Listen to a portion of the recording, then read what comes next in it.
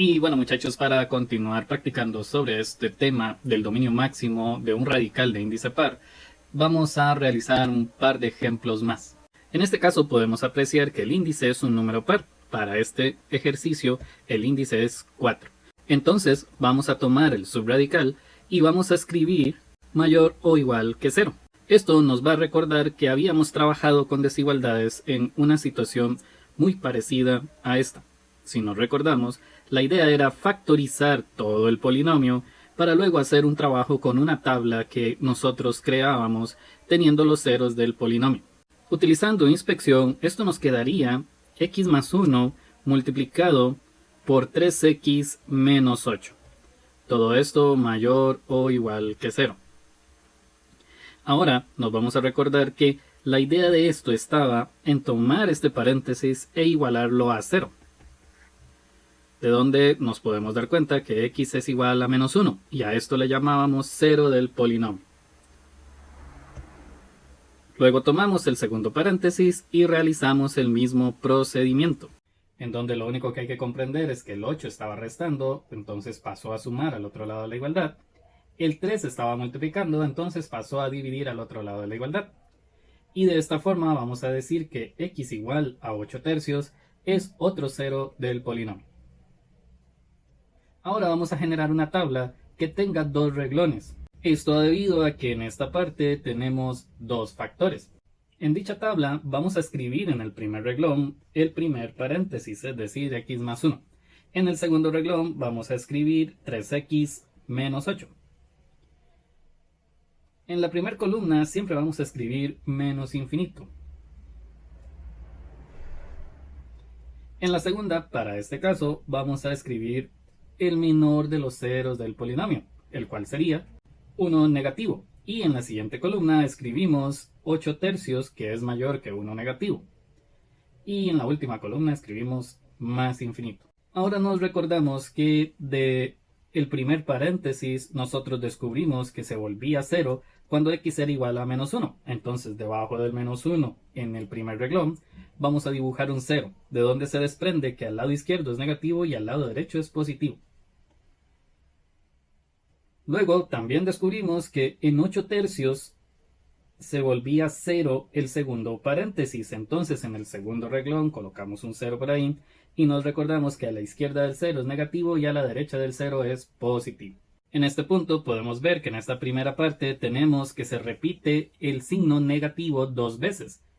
Si esto sucede, entonces el resultado que vamos a escribir debajo es positivo.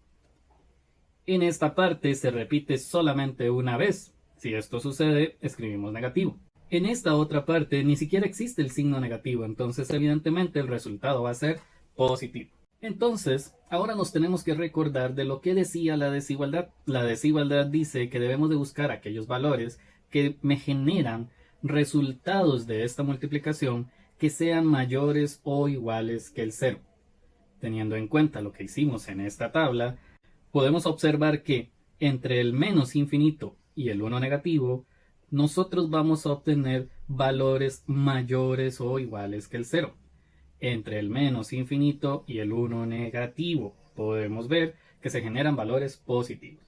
También se puede apreciar que entre 8 tercios y más infinito se generan resultados positivos. Y recordamos que los resultados positivos son mayores que 0. Por lo tanto, vamos a decir que el dominio máximo de la función h de x estaría formado por el intervalo que va de menos infinito al 1 negativo, cerrado en el 1 negativo porque recordamos que la desigualdad permitía que estuviera cerrado. Y este intervalo lo debemos unir con los valores que van de 8 tercios a más infinito. Y de esta forma le hemos dado solución a este ejercicio. Sin embargo, vamos a continuar determinando dominios máximos. En este caso, tenemos dos radicales separados por una suma. Entonces lo que vamos a hacer es tomar el primer subradical y escribirlo mayor o igual que 0. De esta forma podemos asegurar que x es un valor mayor o igual que el 2 positivo, porque el 2 está restando, pasa al otro lado de la igualdad a realizar la operación contraria, es decir, a sumar. Luego hacemos el mismo procedimiento con el siguiente subradical. Vamos a escribir 12 menor que 2x es mayor o igual que 0. En este punto vamos a hacer un truco para no pensar mucho en la desigualdad. En lugar de pasar el 12 al otro lado de la igualdad, paso el 2x. Recordemos, si está restando, pasa al otro lado de la desigualdad a sumar. Ahora vemos que el 2 está multiplicando, entonces lo pasamos a dividir al otro lado de la desigualdad. Pero como el 2 es un número positivo, entonces la desigualdad no tiene que cambiar de orientación.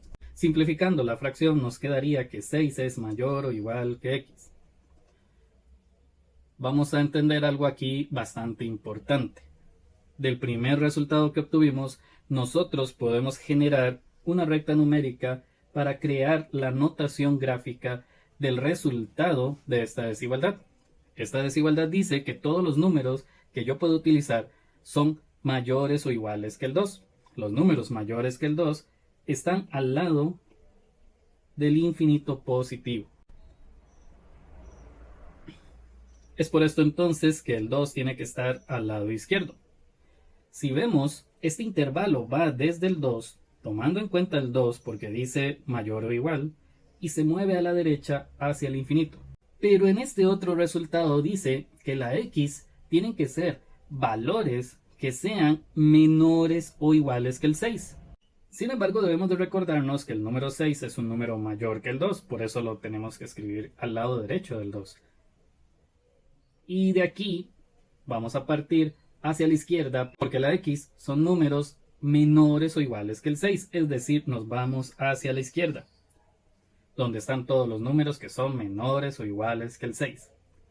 Entonces, la solución para poder determinar el dominio máximo de esta función va a estar contemplada por todos los valores que cumplen con los dos requisitos. Vamos a ver cuáles son estos valores.